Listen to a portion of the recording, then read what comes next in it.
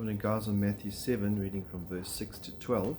Verse 6 says, "Do not give what is holy to dogs, and do not throw your pearls before swine, or they'll trample them under feet and turn and tear you to pieces."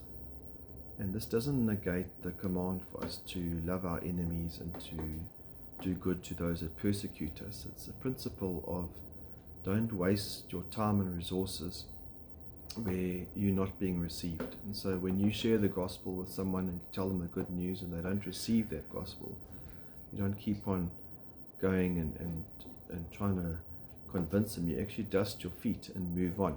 And so that principle of leaving that place and moving on to where you will be received is a common one throughout the scriptures.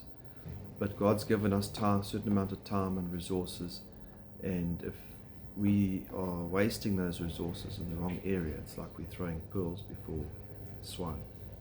Verse 7, "Ask and it will be given to you, seek and you'll find, knock and it'll be opened to you." And now we look at this principle of prayer and persisting in prayer. There's an asking, there's a seeking, and there's a continual crying out to God. And the example here is that if a bad father, and even a good father, in context of Jesus, is a bad father, because no father on earth is perfect, but even a bad father will love his children and want to provide and want to give to his children. How much more will our Father in heaven want to give us and want to bless us? And so using that principle, ask God and persist and keep on asking God. It says in verse 8, For everyone who asks receives, and he who seeks finds, and to him who knocks it will be open. Or what man is there among you who, when his son asks for a loaf, will give him a stone? Or if he asks for a fish, he will not give him a snake, will he? If then, being evil, know how to give good give good gifts to your children, how much more will your Father who is in heaven give what is good to those who ask him? So God wants to bless, he wants to give, but he does want us to also ask, and he wants us to ask persistently. But we must be asking for the right things. We can't be asking for a brand new car when that's not going to be what God wants to give us. We've got to be asking for the things that we know that God would want for us. And so half of praying is actually learning to pray for the right things.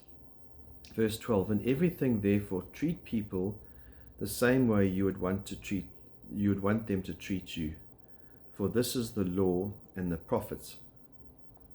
And so this principle of, and it's called in many, even outside of Christianity, before Christianity,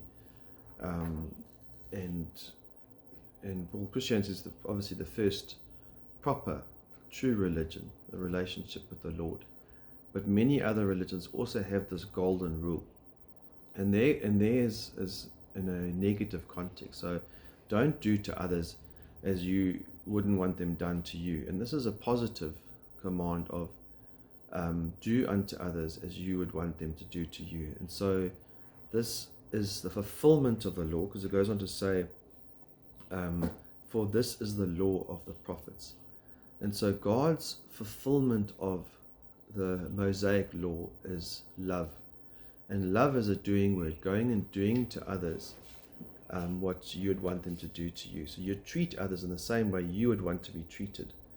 And so love fulfills the law. And so in this sense, just another reminder that even as we read a couple of days ago in Matthew 6 of loving our enemies, we're doing good to those that persecute us. Love doesn't keep a record of wrongs. And so even if you've been treated badly, you still return love to your enemies. And so although we don't cast pearls before swine, we need to continue to love our enemy.